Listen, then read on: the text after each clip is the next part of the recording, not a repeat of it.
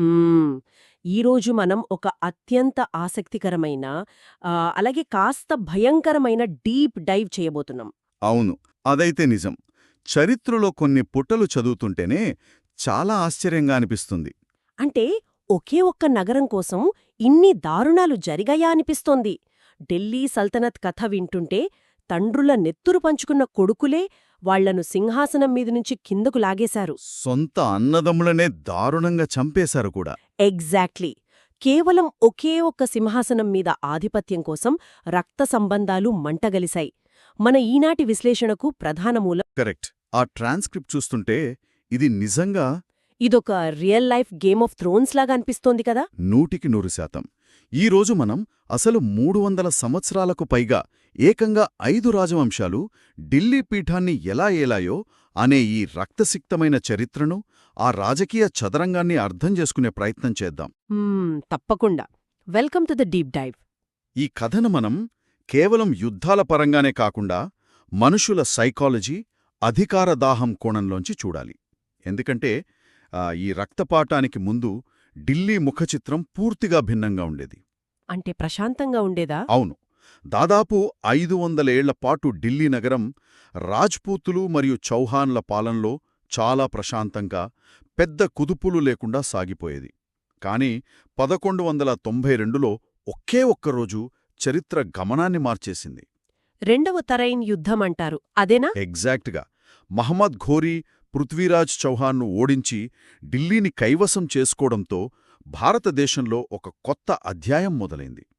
ఒక స్థిరమైన పాలన నుండి అనునిత్యం కుట్రలు, హత్యలు జరిగే ఒక అస్థిరమైన యుగానికి ఆ యుద్ధం నాంది పలికింది.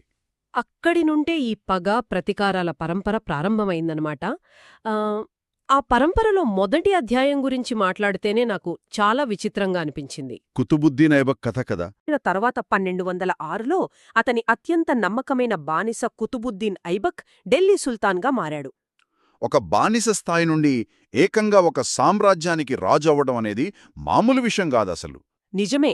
ఇక్కడే బానిస రాజవంశం లేదా మామ్లుక్ వంశం పునాదులు పడ్డాయి. ఐబక్ గురించి మన మూలాల్లో ఉన్న ఒక ఆసక్తికరమైన విషయమేంటంటే అతను బానిసగా పైకి వచ్చినా ప్రజల పట్ల చాలా దయగా ఉండేవాడట. అవును, లెక్కలేనన్ని బహుమతులు, దానాలు చేసేవాడు కాబట్టి అతన్ని లాక్ బక్ష్ అని పిలిచేవారు. అంటే లక్షలు దానం చేసేవాడు అని. మనకి తెలిసిన కుతుబ్ మినార్, అఢాయిదిన్కా ఝోంపురా మసీదుల నిర్మాణం మొదలుపెట్టింది అతనే కదా. కరెక్ట్. కాని ఇదంతా ఒక ఎత్తైతే అతని ముగింపు మరో ఎత్తు. ఎన్నో భయంకరమైన యుద్ధాలు చేసిన ఆ పాలకుడు చాలా సిల్లీగా పోలు ఆడుతూ గుర్రంపై నుండి పడి చనిపోయాడు. అదే, ఒక సామ్రాజ్య స్థాపకుడికి ఇలాంటి ముగింపు వస్తుందని ఎవరూ ఊహించరు కదా. అదొక చారిత్రక వ్యంగ్యం లాంటిది. అయితే ఐబక్ సామ్రాజ్యాన్ని ప్రారంభించిన ఇక్కడ అత్యంత ఆశ్చర్యకరమైన విషయమేమిటంటే ఢిల్లీ సల్తనత్కు అసలైన పునాది వేసింది మాత్రం అతని అల్లుడు ఇల్తుత్మిష్. ఇతని నిర్ణయాలు చాలా వ్యూహాత్మకంగా ఉంటాయని ట్రాన్స్క్రిప్ట్లో ఉంది కదా. అవును. ఐబక్ మరణం తర్వాత గద్దెనెక్కిన ఇల్తుత్మిష్ చేసిన మొదటి పని రాజధానిని లాహోర్ నుండి ఢిల్లీకి మార్చడం. ఓ, అప్పటిదాకా లాహోర్లో ఉండేదా? అవును. నిజానికి రాజధాని మార్పు నిర్ణయంతోనే ఢిల్లీ సల్తనత్ అనే పదం స్థిరపడింది. ఇక్కడ మనం గమనించాల్సిన ఒక అద్భుతమైన రాజకీయ వ్యూహముంది. ఆ సమయంలో ప్రపంచాన్ని గడగడలాడిస్తున్న అత్యంత క్రూరుడైన మంగోల్ పాలకుడు చెంగిస్ ఖాన్ కన్ను ఢిల్లీ మీద పడింది. అమ్మో, చెంగిస్ ఖాన్ దాడి చేస్తే ఇంకేమైనా ఉందా? కరెక్ట్. కాని ఇల్తుత్మిష్ తన తెలివితేటలతో చెంగిస్ ఖాన్ దాడి నుండి ఢిల్లీని అత్యంత చాకచక్యంగా కాపాడాడు. లేదంటే ఆ ఢిల్లీ సల్తనత్ కథ అక్కడే ముగిసిపోయేది. అంటే అతను కేవలం సామ్రాజ్యాన్ని రక్షించడమే కాకుండా పరిపాలనను కూడా ఒక సిస్టంలోకి తీసుకువచ్చాడన్మంట. మూలాల్లో పేర్కొన్న చాలీసా మరియు ఇక్తా వ్యవస్థలు కూడా అతనే ఆలోచనలే కదా. అవునో, పూర్తిగా అతనే ఆలోచనలే. నాకీ వ్యవస్థల గురించి చదివినప్పుడు ఇవి ప్రస్తుత కాలపు అడ్మినిస్ట్రేషన్ టెక్నిక్స్ లాగా అనిపించాయి. నిజమే. అవి ఎలా పనిచేసేవంటే 40 మంది మంత్రులతో కూడిన కోర్ కమిటీ చాలీసా, మరియు జీతాలకు బదులు భూమినిచ్చే ఇక్తా సిస్టమ్. ఇవి ఆ కాలానికి చాలా అడ్వాన్స్డ్ ఐడియాస్ కదా. ఖచ్చితంగా. ఇక్తా వ్యవస్థను మనమొక ఆధునిక కోణంలో అర్థం చేసుకోవాలంటే రాజ్య ఖజానాలో ఎప్పుడూ నగదు ఉండకపోవచ్చు కదా. అవును. కాబట్టి సైనికులకు, అధికారులకు జీతానికి బదులుగా కొంత భూమిని ఇస్తారు. ఆ భూమి మీద వచ్చే పన్నుతో వాళ్లు తమ సైన్యాన్ని పోషించుకోవాలి. వావ్! ఇది ఒక రకంగా ఇప్పటి కార్పొరేట్ కంపెనీలు తమ ఉద్యోగులకిచ్చే ఈసాఫ్ట్స్ లాంటిదన్నమాట. ఎగ్జాక్ట్గా. దీనివల్ల అధికారులకు రాజ్యం పట్ల నిబద్ధత పెరుగుతుంది. ఇక చాలీసా వ్యవస్థ విషయానికొస్తే రాజుకు సలహాలివ్వడానికి 40 మంది అత్యంత నమ్మకమైన, శక్తివంతమైన టర్కిష్ సర్దారులతో ఒక బోర్డ్ ఆఫ్ డైరెక్టర్స్ లాంటిదాన్ని ఏర్పాటు చేశాడు. ప్రతి నిర్ణయంలో వీరి పాత్ర కీలకంగా ఉండేది. అవును. కానీ ఇక్కడే ఒక సైకలాజికల్ ట్రాప్ ఉంది. మనం పవర్ను డెలిగేట్ చేసినప్పుడు ఆ పవర్ తీసుకున్నవాళ్లు ఒక దశలో మనకే ఎదురు తిరిగే ప్రమాదముంటుంది. అది తర్వాత కాలంలో రుజువైంది. అవునవును. ఆ ప్రమాదం ఇల్తుత్మిష్ కూతురు రజియా సుల్తానా కాలంలోనే బయటపడిందనుకుంటా. ఇల్తుత్మిష్ తర్వాత రజియా సుల్తానా ఢిల్లీ పీఠాన్ని అధిష్ఠించింది కదా. అవును. ఢిల్లీ చరిత్రలో ఒక మహిళ పాలకురాలవ్వడం అదే మొదటిసారి. ఆఖరిసారి కూడా. కాని ఆ 40 మంది మంత్రుల బృందం, మిగతా సామంత రాజులు ఒక మహిళ కింద పనిచేయడానికి తమ ఈగో అడ్డువచ్చినట్లుంది. నిజమే. చాలా వరకు అదే కారణం. ఎంతలా అంటే కేవలం 4 ఏళ్లలోనే ఆమెపై తీవ్రమైన కుట్రలు చేసి స్వయానా ఆమె సొంత సోదరుడే ఆమెను దారుణంగా చంపించేలా చేశారు. సమాజంలో ఒక మహిళ అత్యున్నత స్థానానికి వెళితే అంగీకరించలేని పితృస్వామ్య భావజాలానికి ఇదొక స్పష్టమైన ఉదాహరణ. కరెక్ట్. ఆ తర్వాత వచ్చిన సుల్తాన్ల పరిస్థితేంటి? ఆ సంఘటన తర్వాత ఢిల్లీ పీఠం ఒక ఆటబొమ్మలా మారిపోయింది. చాలీసా మంత్రులే అసలైన కింగ్ మేకర్లుగా మారిపోయారు. అంటే వాళ్లకు నచ్చిన వాళ్లను రాజును చేయడం, నచ్చకపోతే తీసేయడం మొదలుపెట్టారు. అవును. ఈ గందరగోళాన్ని అంతం చేస్తూ గ్యాసుద్దీన్ బల్బన్ రంగంలోకి దిగాడు. ఇతని పాలనాశైలి పూర్తిగా భిన్నం. బల్బన్కి ఒక విషయం చాలా స్పష్టంగా అర్థమైంది. కింగ్ మేకర్లే కింగుకు అసలైన ముప్పు అని. ఓ, అందుకే తను పవర్లోకి రాగానే ఆ వ్యవస్థను రద్దు చేశాడా? ఎగ్జాక్ట్లీ. అతను అధికారంలోకి రాగానే ముందుగా చేసిన పని ఇల్తుత్మిష్ ఎంతో కష్టపడి స్థాపించిన చాలీసా వ్యవస్థను నిర్దాక్షిణ్యంగా రద్దు చేయడం. ఎవరైతే తన దారికి అడ్డొస్తారో వాళ్లను ఏరిపారేశాడు. రాజ్యంలో ఎక్కడ ఏం జరుగుతుందో తెలుసుకోవడానికి గూఢచారులను కూడా పెట్టాడు కదా. అవును. ఊరూరా ఒక పటిష్టమైన గూఢచారి వ్యవస్థను ఏర్పాటు చేశాడు. బల్బన్ గురించి చదువుతుంటే అతను పబ్లిక్ రిలేషన్స్, బ్రాండింగ్ను చాలా సీరియస్గా తీసుకున్నట్లు అనిపిస్తుంది. తనను తాను దేవుని ప్రతిరూపంగా, అంటే జిల్లే ఇలాహీగా ప్రకటించుకోవడం మామూలు విషయం కాదు. అవును. ప్రజల్లో మరియు శత్రువుల్లో ఒక భయంకరమైన వాతావరణాన్ని సృష్టించాడు. సింహాసనం ముందు సాష్టాంగ నమస్కారం చేసే పద్ధతులను ప్రవేశపెట్టాడు. కాని చరిత్ర మనకు పదే పదే చెప్పే సత్యమొకటుంది. కేవలం భయం పునాదుల మీద కట్టిన ఏ సామ్రాజ్యమైనా ఎక్కువ కాలం నిలబడదు. నిజమే.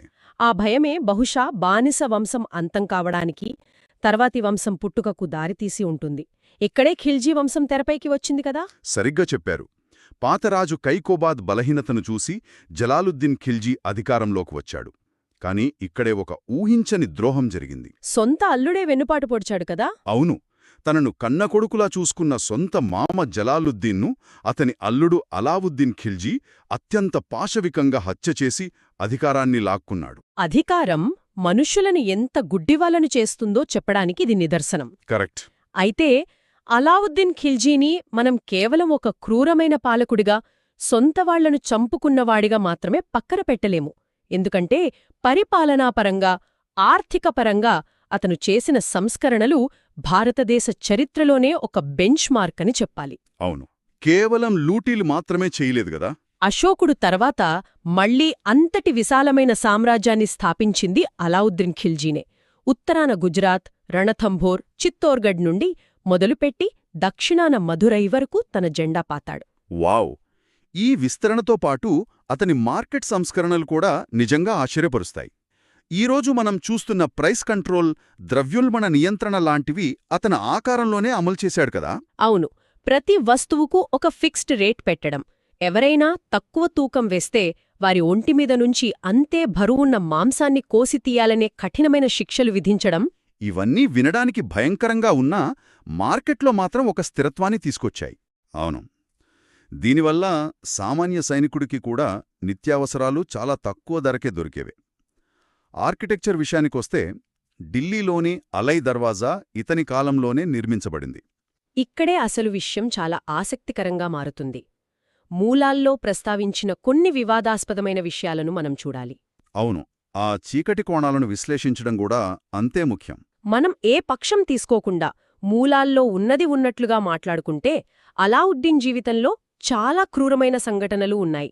జనరల్ మాలిక్ కాఫూర్ 1308లో వరంగల్ నుండి కోహినూర్ వజ్రాన్ని తీసుకురావడం, అలాగే లక్షలాది మంది మతమార్పిడులు చేయడం, ఇవన్నీ ట్రాన్స్క్రిప్ట్లో క్లియర్గా ఉన్నాయి. అవును, ఇవి ఆ కాలపు యుద్ధ నైతికతకు, క్రూరత్వానికి అద్దం పడతాయి. ఇంకో విస్తుపోయే విషయం అతని వ్యక్తిగత జీవితానికి సంబంధించింది కదా.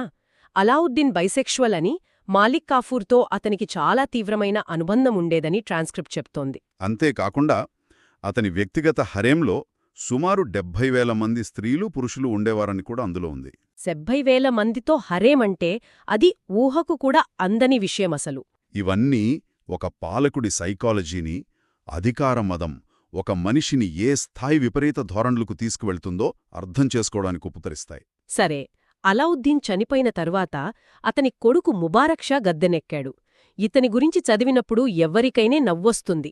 అదే సమయంలో ఆ దర్బార్లోని మంత్రుల పరిస్థితి తలుచుకుంటే జాలేస్తుంది కూడా. నిజమే, ముబారక్ షా ఎప్పుడూ మద్యం మత్తులోనే తేలియాడేవాడట. అప్పుడప్పుడు స్త్రీల దుస్తులు ధరించి దర్బార్లోకి రావడం, ఇంకా విచిత్రమేమిటంటే కొన్నిసార్లు పూర్తిగా నగ్నంగా దర్బార్లో పరుగులు తీయడం లాంటివి చేసేవాడట. అవును, ఒకసారి ఊహించుకోండి, రాజ్యానికి సంబంధించిన ముఖ్యమైన వ్యూహాలు చర్చించడానికి మంత్రులు, సైన్యాధికారులు సీరియస్గా కూర్చునుంటే వాళ్ల రాజుగారు నగ్నంగా పరుగులు తీస్తుంటే ఎలా ఉంటుందో. ఒక పెద్ద కార్పొరేట్ కంపెనీ సీఈఓ తన బోర్డ్ మీటింగ్లో ఇలా ప్రవర్తిస్తే ఆ కంపెనీ భవిష్యత్తు ఏమవుతుందో ఈ రాజ్యానికి అదే గతి పట్టింది. ఖచ్చితంగా. అలాంటి బలహీనమైన, అస్థిరమైన పాలకుడు ఎక్కువ కాలం మనలేడు కదా. ఆ పిచ్చి పనుల వల్ల రాజ్య వ్యవస్థ కుప్పకూలింది.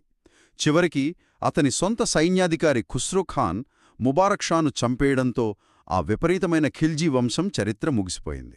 అవును, ఆ శూన్యం నుండే ఒక కొత్త వంశం ఉద్భవించింది. అదే తుగ్లక్ వంశం. తుగ్లక్ వంశం అనగానే అందరికీ మొదట గుర్తొచ్చే పేరు మహమ్మద్ బిన్ తుగ్లక్. చరిత్రలో అత్యంత కన్ఫ్యూజ్డ్ సుల్తాన్. అవును, అతన్ని అలా ఎందుకంటారో పరిశీలిస్తే అందులో ఒక పెద్ద లీడర్షిప్ పాఠం దాగి ఉంది కదా. ఖచ్చితంగా. అతని ఉద్దేశ్యాలు చాలా గొప్పవి, ఆలోచనలు కాలానికి చాలా ముందున్నవి. కాని అమలు చేయడంలో మాత్రం గ్రౌండ్ రియాలిటీని పూర్తిగా విస్మరించాడు. దీనికి బెస్ట్ ఎగ్జాంపుల్ ఆ రాజధాని మార్పు కదా.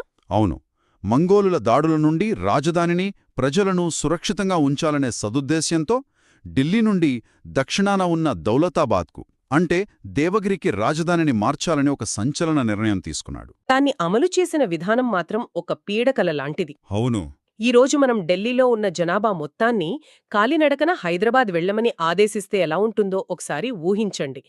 ముసలివాళ్లు, పిల్లలు, జబ్బుపడిన వాళ్లు అందరూ ఆ కఠినమైన ప్రయాణం చేయాల్సి వచ్చింది. దారిలోనే వేలాది మంది ఆకలితో, దాహంతో ప్రాణాలు కోల్పోయారు. సరే, ఇంత కష్టపడి దౌలతాబాద్ చేరుకున్నాక అతనికేమనిపించింది? అరే, నేను దక్షిణానికొచ్చేశాను కదా, ఇప్పుడు ఉత్తరానున్న ప్రాంతాలను మంగోళ్ళు ఆక్రమించేసుకుంటారేమో అన్న భయం పట్టుకుంది. వెంటనే ఏమాలోచించకుండా మళ్లీ అందర్నీ వెనక్కి ఢిల్లీకి నడవమని ఆజ్ఞాపించాడు. ఇదొక మహావిధ్వంసం. ప్రాణాలు గాలిలో కలిసిపోయాయి, ఖటానా ఖాళీ అయిపోయింది. పోనీ ఆ తప్పును సరిదిద్దుకోవడానికి ఇంకేదైనా మంచి ప్లాన్ వేశాడా అంటే అక్కడే మరో బ్లెండర్ చేశాడు. ఆ కరెన్సీ మార్పు కదా. అవును, ఆర్థిక వ్యవస్థను బాగుచేయాలని బంగారం, వెండి నాణాల స్థానంలో ఇత్తడి నాణేలను ప్రవేశపెట్టాడు. ఆ ఆర్థిక నిర్ణయం మొదటిదానికంటే పెద్ద వినాశనానికి దారితీసింది. ఆలోచన మంచిదే, ఇప్పుడు మనం వాడే కాగితపు కరెన్సీ లాంటిదే అది కూడా. కానీ కరెన్సీ మీద ప్రభుత్వ యొక్క ముద్ర లేదా సెక్యూరిటీ ఫీచర్స్ ఉండాలి కదా. కరెక్ట్. ఇత్తడి నాణేలను ఎవరైనా సులభంగా తయారు చేయగలగటం వల్ల ప్రతి ఇల్లు ఒక రిజర్వ్ బ్యాంక్ అయిపోయింది. ప్రజలంతా తమ ఇళ్లల్లోనున్న ఇత్తడి గిన్నెలను కరిగించి నకిలీ నాణేలు తయారు చేయడం మొదలుపెట్టారు. రాజ్యం మొత్తం నకిలీ కరెన్సీతో నిండిపోయి ద్రవ్యోల్బణం ఆకాశాన్ని తాకింది. బయటి దేశాల వాళ్లు ఈ నాణేలను తీసుకోవడం మానేశారు. ఆర్థిక వ్యవస్థ పూర్తిగా కుప్పకూలింది. విజన్ ఉండటం వేరు, ఎగ్జిక్యూషన్ కరెక్ట్గా ఉండటం వేరు అని చెప్పటానికి మొహమ్మద్ బిన్ తుగ్లక్ ఒక ఉదాహరణ. అందుకే అతను చనిపోయినప్పుడు చరిత్రకారులు ఏమన్నారంటే సుల్తాన్కు ప్రజల నుండి, ప్రజలకు సుల్తాన్ నుండి ఎట్టకేలకు విముక్త లభించింది అని. ఆ మాటలో ఎంత వ్యంగ్యముందో కదా. అయితే అతని తర్వాత వచ్చిన ఫిరోజ్ షా తుగ్లక్ మాత్రం దీనికి పూర్తి భిన్నంగా ఆలోచించాడు. బహుశా అంతకుముందు జరిగిన తప్పుల నుండి పాఠం నేర్చుకున్నాడేమో. అవును, అతను పూర్తిగా ప్రజల సంక్షేమంపై దృష్టి పెట్టాడు. పేదలకు ఉచిత వైద్యం అందించడానికి దారుల్ షఫా పేరుతో ఆస్పత్రులు నిర్మించాడు. నిరుపేద కుటుంబాలకు చెందిన అమ్మాయిల పెళ్లిళ్లకు ఆర్థిక సహాయం చేయడానికి ప్రత్యేకంగా ఒక విభాగాన్ని ఏర్పాటు చేశాడు. వృద్ధులకు పెన్షన్లు కూడా ఇచ్చాడు. అవును, ఇవన్నీ వింటుంటే 14వ శతాబ్దంలోనే ఒక ఆధునిక సంక్షేమ రాజ్యాన్ని నిర్మించినట్లుగా అనిపిస్తోంది. కానీ దురదృష్టవశాత్తు ఈ శాంతి, ఈ అభివృద్ధి ఎక్కువ కాలం నిలవలేదు. అవును, ఫిరోజ్ షా మరణం తర్వాత ఢిల్లీకి సరైన నాయకుడు లేకపోవడమనేది ఒక పెద్ద శాపంగా మారింది. రాజ్యం బలహీనపడిన ప్రతిసారీ బయటి శత్రువులు దాడి చేయడానికి కాచుకొనుంటారు. సరిగ్గా అదే సమయంలో 1398లో మంగోల్ పాలకుడు తైమూర్ ఢిల్లీపై దండెత్తాడు. అమ్మో, ఆ దండయాత్ర గురించి వింటేనే వణుకు పుడుతోంది. ఆ దండయాత్ర గురించి మన ఆధారాలు చెప్తున్న విషయాలు వింటే నిజంగానే రోమాలు నెక్కబుడుచుకుంటాయి. ఈ దాడి ఢిల్లీ చరిత్రలోనే అత్యంత చీకటి అధ్యాయం. తైమూర్ కేవలం 5 రోజుల వ్యవధిలో దాదాపు 2 లక్షల మంది అమాయకులను అతి దారుణంగా ఊచకోత కోశాడు. కేవలం 5 రోజుల్లో? అవును, నగరంలో ఉన్న సంపదనంతా లూటీ చేశాడు. అప్పటివరకు ఫిరోజ్ షా నిర్మించిన ఆస్పత్రులు, సంక్షేమ భవనాలు అన్నీ రక్తసిక్తమయ్యాయి. ఆ 5 రోజుల విధ్వంసం సృష్టించిన గాయం నుండి ఢిల్లీ నగరం మళ్లీ కోలుకుని మామూలు స్థితికి రావడానికి అక్షరాల 100 సంవత్సరాలు పట్టింది. 100 సంవత్సరాలు అంటే కొన్ని తరాల పాటు ఆ భయం, ఆ పేదరికం ఆ నగరాన్ని వెంటాడిందన్నమాట. తైమూరు ఆ విధ్వంసం సృష్టించి తన ప్రతినిధిగా ఖిజ్రుఖాన్ను అక్కడ గవర్నర్గా పెట్టి వెళ్లాడు కదా, ఆ ఖిజ్రుఖాన్తోనే సయ్యద్ వంశం ప్రారంభమైంది. అవును. అయితే ఈ వంశం గురించి చరిత్రలో పెద్దగా చెప్పుకోడానికి ఏమీ లేదు. వీళ్ళు చాలా బలహీనమైన పాలకులు. ఒకప్పుడు మదురై వరకు విస్తరించిన ఢిల్లీ సల్తనత్ వీరి కాలంలో కేవలం ఢిల్లీ చుట్టుపక్కల ఒక 50 కిలోమీటర్లకే పరిమితమైపోయింది. అంటే ఒక మహా సామ్రాజ్యం కాస్త ఒక చిన్న గల్లీకి కుచించుకుపోయింది. కాలం ఎప్పుడూ ఒకేలా ఉండదనడానికి ఇదొక గొప్ప ఉదాహరణ. ఆ బలహీనతే సహజంగానే తర్వాతి వంశానికి తలుపులు తెరిచింది. అదే లోడీ వంశం. ఇది మొదటి ఆఫ్ఘాన్ వంశం కదా? కరెక్ట్. భారతదేశాన్ని పాలించిన మొట్టమొదటి ఆఫ్ఘాన్ వంశీయులు వీరే. సయ్యద్ వంశం చివరి రాజుకు ఎంత భయం పట్టుకుందంటే ఏ యుద్ధం లేకుండానే తన ప్రాణాలు దక్కించుకోవడానికి పారిపోయి లోడీ వంశానికి అధికారాన్ని అప్పగించాడు. ఒక రక్తం చుక్క చెందకుండా జరిగిన అధికారం మార్పిడిది. ఈ వంశంలో సికిందర్ లోడీ గురించి ప్రస్తావన ఉంది. అవును, సికిందర్ లోడీ కాస్త సమర్థుడైన పాలకుడు. అతనే ఇప్పుడు మనం చూస్తున్న ఆగ్రా నగరాన్ని నిర్మించి తన రాజధానిని ఢిల్లీ నుండి అక్కడికి మార్చాడు. అయితే సికిందర్ లోడీ కొడుకు ఇబ్రహీం లోడీ రాకతో పరిస్థితి మళ్లీ మొదటికొచ్చింది. ఇతని అతిపెద్ద శత్రువు బయటెక్కడో లేడు, అతనిలోనే ఉన్నాడు. అదే అతని అహంకారం, విపరీతమైన కోపం. అవును, దర్బార్లో చిన్న చిన్న విషయాలకే సొంత మంత్రులను, గవర్నర్లను అందరి ముందు దారుణంగా అవమానించేవాడు. అవసరమైతే చంపించేవాడు కూడా. ఏ నాయకుడైనా తన కోర్ టీంలు కలుపుకోకపోతే ఏమవుతుందో ఇబ్రహీం లోడీ జీవితం చూస్తే తెలుస్తుంది. అతని అహంకారమే మొత్తం ఢిల్లీ సల్తనత్ పతనానికే కారణమైంది. నిజమే. అతని ప్రవర్తన భరించలేక అతని సొంత గవర్నర్ దౌలత్ ఖాన్, అలాగే అతని స్వయాన మామ అల్లావుద్దీన్ ఇద్దరూ కలిసి ఒక నిర్ణయం తీసుకున్నారు. ఇబ్రహీం లోడీకి బుద్ధి చెప్పడానికి ఏకంగా కాబూల్ పాలకుడైన బాబర్ను భారతదేశంపై దాడికి ఆహ్వానించారు. అలా 1526లో ప్రసిద్ధ మొదటి పానిపట్ యుద్ధం జరిగింది. అవును, బాబర్ చేతిలో ఇబ్రహీం లోడీ ప్రాణాలు కోల్పోయాడు. దాంతో 300 ఏళ్ల ఢిల్లీ సల్తనత్ రక్తసిక్త చరిత్ర ముగిసి మొఘల్ సామ్రాజ్యానికి పునాది పడింది. ఇదంతా విన్నాక ఇక్కడ మనమొక అడుగు వెనక్కి వేసి చాలా లోతుగా ఆలోచించాల్సిన ఒక కీలకమైన ప్రశ్న వస్తుంది. ఇన్ని వంశాలు, ఇన్ని వందలేళ్లు, అన్నదమ్ముల మధ్య ఇన్ని హత్యలు, అసలిదంతా ఈ ఒక్క ఢిల్లీ కోసమే ఎందుకు జరిగింది? ఢిల్లీలో అంత స్పెషాలిటీ ఏముంది? దీనికి సమాధానం దొరకాలంటే మనం మూలాల్లో ఉన్న ఆర్థిక, భౌగోళిక కారణాలను విశ్లేషించాలి. మనం ముందుగా మాట్లాడుకున్న రాజ్పుత్ల కాలం నుండే ఢిల్లీ ఒక ప్రధాన కమర్షియల్ సెంటర్, అంటే ఒక భారీ వాణిజ్య కేంద్రంగా ఉండేది. దేశంలో వ్యాపారాలన్నీ దాదాపుగా అక్కడే నుండి నియంత్రించబడేవి. ముఖ్యంగా రాజ్యానికి ప్రాణప్రదమైన నాణాల ముద్రణ అంతా అక్కడే జరిగేది. అంటే సింపుల్గా చెప్పాలంటే ఎక్కడ డబ్బుంటే, ఎక్కడ కరెన్సీ ముద్రణ జరుగుతుంటే ఆటోమేటిక్గా పవర్ అక్కడే ఉంటుంది. అందరూ ఆ పవర్ కోసమే కొట్టుకున్నారు. అవును, ఆర్థిక కారణాలతో పాటు భౌగోళిక కారణం కూడా చాలా బలమైనది. భారతదేశం లాంటి ఒక విశాలమైన ఖండాన్ని కంట్రోల్ చేయడానికి ఢిల్లీ ఒక పర్ఫెక్ట్ కోఆర్డినేటింగ్ సెంటర్, అంటే ఒక వ్యూహాత్మక కేంద్రబిందువు లాంటిది. కరెక్ట్. ఢిల్లీని గుప్పిట్లో పెట్టుకుంటే ఉత్తరాన ఉన్న హిమాలయాల సరిహద్దుల నుండి వచ్చే దాడులను అడ్డుకోవచ్చు. అదే సమయంలో తూర్పు, పశ్చిమ మరియు దక్షిణానున్న ప్రాంతాల వరకు సులభంగా సైన్యాన్ని పంపించవచ్చు, పర్యవేక్షించవచ్చు. ఓ, అందుకే ఢిల్లీ పీఠమనేది కేవలం రాజు కూర్చునే ఒక కుర్చీ మాత్రమే కాదు, అది యావత్ భారతదేశాన్ని శాసించే ఒక అధికార దండం లాంటిది. ఎగ్జాక్ట్గా.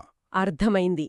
అందుకే ఆ పీఠం కోసం తండ్రులని, అన్నదమ్ములని, కన్న బిడ్డలని కూడా లెక్క చేయకుండా అంతులేని రక్తపాతం సృష్టించారు. సరే, ఇప్పుడు ఈ 300 ఏళ్ల సుదీర్ఘమైన విశ్లేషణను ఒకసారి సమీక్షిద్దాం. 5 విభిన్నమైన రాజవంశాలు, ఎందరో పాలకులు, రకరకాల విధానాలు. కాని వీటన్నింటిలో ఒకటే ఉమ్మడి లక్షణం మనకు కనిపిస్తుంది, అదే అధికారదాహం. అవును. అయితే ఈ చరిత్ర మనకు ప్రస్తుత కాలంలో పాలిటిక్స్, లీడర్షిప్ గురించి ఒక బలమైన పాఠాన్ని నేర్పుతుంది. నాయకత్వమనేది కేవలం భయాన్ని సృష్టించడం ద్వారానో, అధికారాన్ని చెలాయించడం ద్వారానో రాదు. ప్రజల నాడిని పట్టుకోలేని వాళ్ల సంక్షేమాన్ని గాలికొదిలేసిన ఏ సామ్రాజ్యమైనా, అది ఎంతటి మహాసామ్రాజ్యమైనా సరే, కాలగర్భంలో కలిసిపోక తప్పదు అని ఈ చరిత్ర రుజువు చేసింది. మీరు చెప్పింది అక్షర సత్యం. ఈ అనాలిసిస్ను ముగించే ముందు నేనింకొక ఆలోచనను పంచుకోవాలనుకుంటున్నాను.